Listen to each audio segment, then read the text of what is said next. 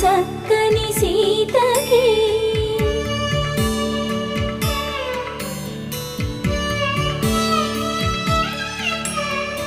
ఎర్ర జాబిలి చేయి రాముడేడని అడుగుతుంటే